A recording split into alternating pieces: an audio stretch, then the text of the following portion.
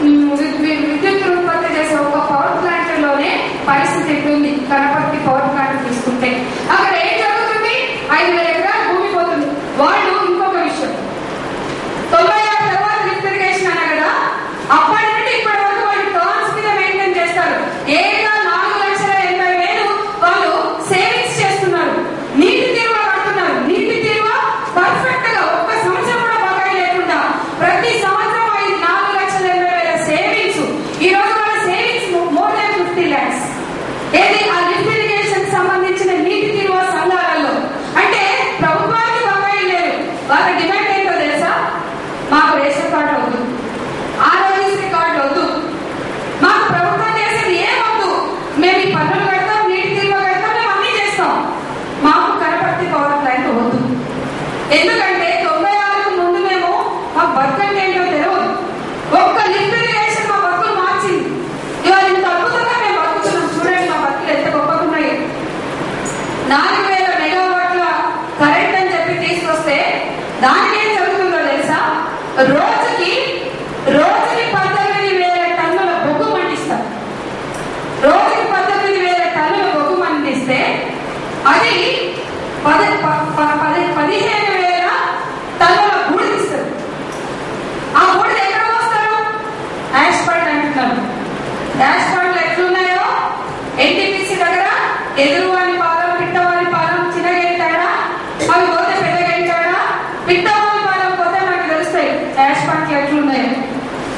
కాబట్టి వీళ్ళు పోయి వాటిని స్టడీ చేసుకుని వచ్చిండ్రు.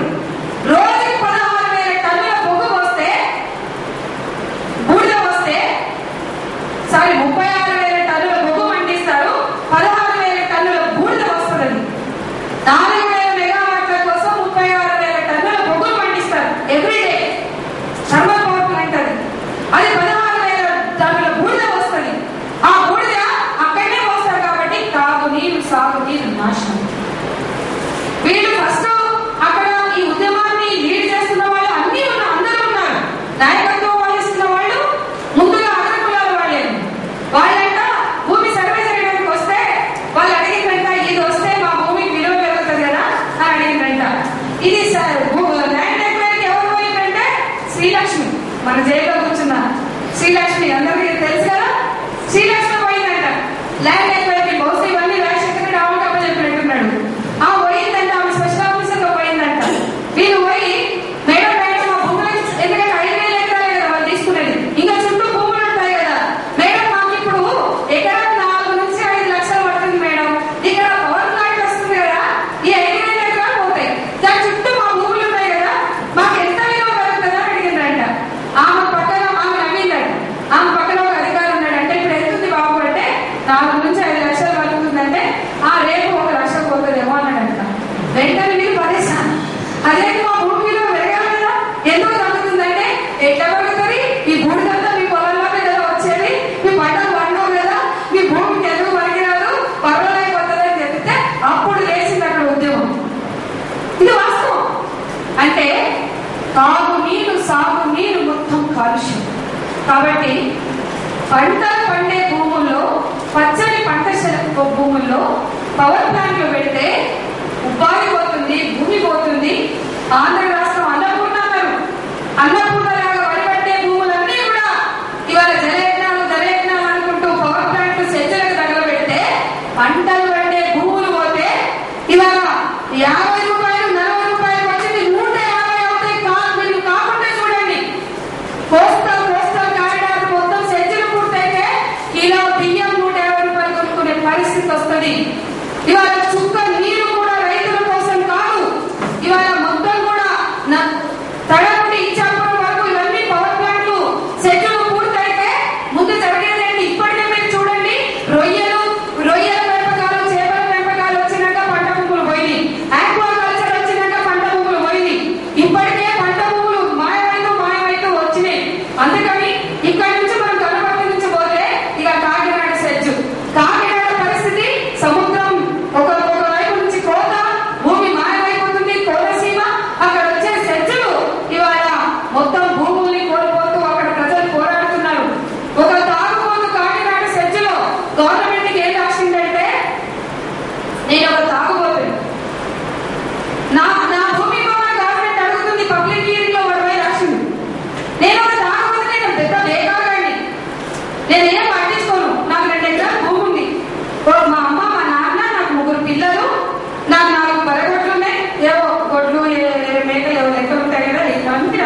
వాడు.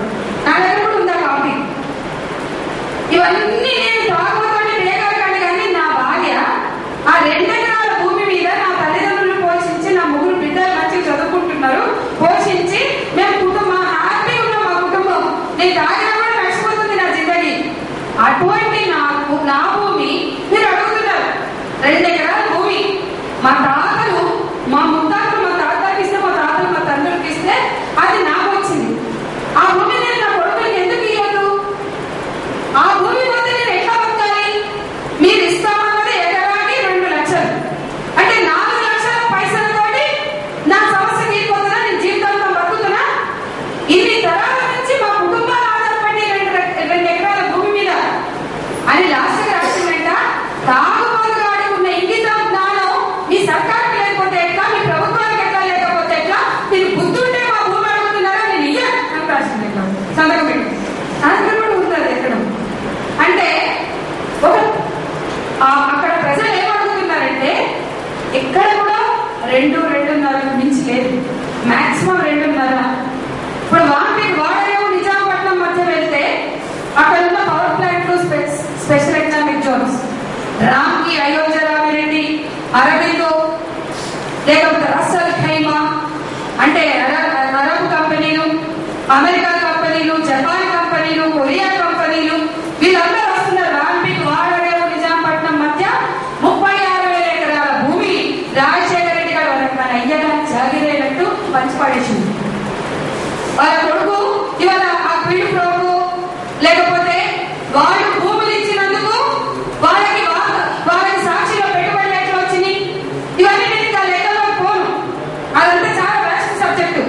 కానీ ఒక్కటే మాట చెప్పాలి. మత్స్యకారులు అన్నారు వాడరేవు నిజాంపట్నం మధ్య వాంపీక్. ఇది నేను చెప్తున్నది 2008 సంగతి.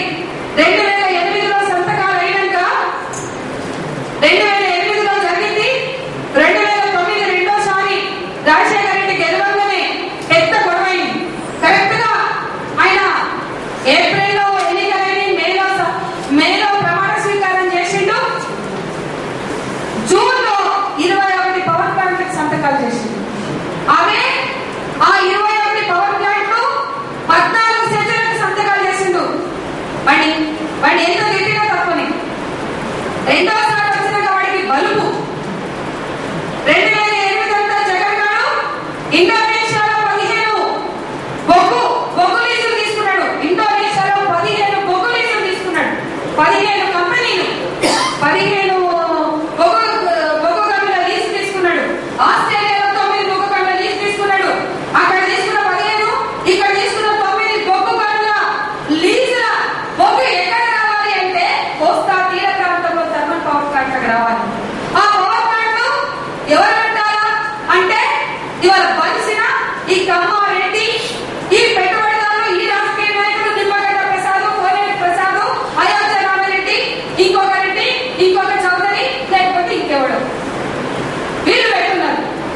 కాబట్టి అవన్నీ తీసుకొచ్చి ఇక్కడ పెట్టడానికి వాడు అభివృద్ధిని ముసుగు తగిలించి అవన్నీ సంతకాలు చేసి ప్రజల మీద రుద్దుతుంటే మేము వాడరేవు నిజాంపట్నం వెళ్ళినాం 2008లోనే. బతుకున్నాడు రాజశేఖర రెడ్డి అప్పుడు. ఏ ఊరుకో, వాడరేవో, నిజాంపట్నంలో, ఏ గ్రామంకో మత్స్యకారులు వాళ్ళ ఆవేదన చూస్తే నాకు ఈ రోజుకి వాళ్ళు చెప్పిన మాట నా చెవులలో మారు పడుతుంది. తీరం మా కన్నతల్లి, సముద్రం మా పుట్టిల్లు, మాది పేగు బంధం, మమ్మల్ని వెళ్ళిపోమంటున్నారు. ఎక్కడికి వెళ్ళాలి? తీరం మా కన్నతల్లి, సముద్రం మా పుట్టిల్లు, మాది పేగు బంధం, ఎక్కడికి వెళ్ళాలి అని వాళ్ళు అడుగుతున్నారు. జపాన్లో బాంబులేశారట. అట్లనే మా మీద బాంబులేసి పుణ్యం పెట్టుకోవాలండి రాజశేఖర రెడ్డిని అని అంటే, అదే విషయం నేను టీవీ 9లో మాట్లాడితే, నేను ఏదో పని మీద రాజశేఖర రెడ్డికి మెమరాండం ఇవ్వడానికి వెళ్తే, ఏమమ్మా చాలా మాట్లాడుతున్నావు, నువ్వు సెంచులో పవర్ ప్లాంట్ బాగా తిరుగుతున్నావు, ప్రజలను మేము నాశనం చేస్తున్నట్టు మాట్లాడుతున్నావు, విధ్వంసం అంటున్నావు. క్యూలో ఉన్నారు జనాలు, క్యూలో కూర్చుంటున్నారు. రాంపీక్లో మా భూములు తీసుకోండి, మా భూములు తీసుకోండి అని క్యూలో కూర్చుంటున్నారు జనాలు. మీకు తెలుసా నాకు అంటున్నాడు రాజశేఖర రెడ్డి. రండి నాతో వాడరేవు నిజాంపట్నం, జనం నిన్న ఎట్లా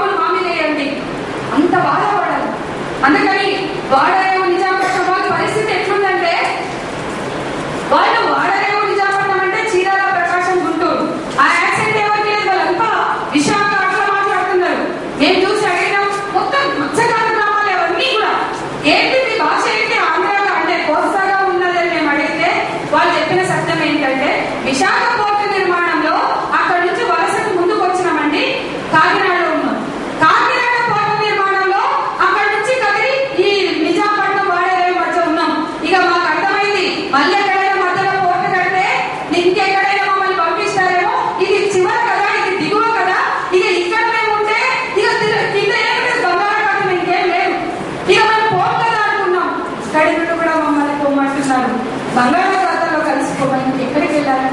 విశాఖలో డిస్ప్లేస్ అయితే కాకినాడ వచ్చాం, కాకినాడలో డిస్ప్లేస్ అయితే విశాఖపట్నం వచ్చినాం, ఇక్కడ డిస్ప్లేస్ అయితే ఇంకెక్కడికి వెళ్ళాలి? బంగాళాఖాతంలో మునిగి చావమా లేకపోతే బాంబులేసి చంపుతారా? మాకేంటి బతుకు అని చెప్పి అక్కడ ముచ్చటాకండి. ఇది ఒక వాస్తవం. అట్లా ఏ సెట్ చూసినా, ఏ గవర్నమెంట్ పరిస్థితి చూసినా అదే. ఇక సోంపేట ఒక్కసారి కొప్పాల, సోంపేట, కాకరపల్లి పరిస్థితి, ఒక్క ఉత్తరాంధ్రకి వెళ్తే శ్రీకాకుళం, విశాఖపట్నం శ్రీకాకుళం మధ్య అసలు విశాఖపట్నం తీసేయండి, విశాఖపట్నం చుట్టూ కెమికల్ హబ్బులే. విశాఖపట్నం చుట్టూ కెమికల్ హబ్బుగా తయారైంది. విశాఖపట్నం దాటి విజయనగరం, శ్రీకాకుళం వెళ్తే భయంకరమైనటువంటి పవర్ ప్లాంట్లు. ఒక్క విజయనగరం శ్రీకాకుళం మధ్య 18 పవర్ ప్లాంట్లు వస్తున్నాయి. సోంపేటకి వెళ్తే వాళ్ళు అంటారు నీల భూములు, మా బంగారు భూములు, అవి వెట్ లైన్స్. వాడు ఎవడో బాస్టర్డ్, వాడు ఏమన్నారో శ్రీకాంత్ కలెక్టర్, వాడు వెట్ లైన్స్ వేస్ట్ లైన్స్ అని రాసి పడేసారు. అవి బీల భూములు, బీడు భూములు కావాలి. బీల అంటే తుంపరి నేలలు, అవి వెట్ లైన్స్, తంపర భూములు, బీల భూములు. వాళ్ళు అంటారు మా చల్లని తల్లి బీల, మా బంగారు తల్లి బీల. అంటే ఒక మనిషి మాట్లాడుతుంటారు కదా, అట్లా మాట్లాడతారు. ఆ బీల భూములు ఎట్లుంటాయి తెలుసా? మొత్తం మా బీల భూములో తీస్తే ఈ దాకా నీళ్ళు ఉంటాయి, ఈ దాకా నీళ్ళు ఉంటాయి.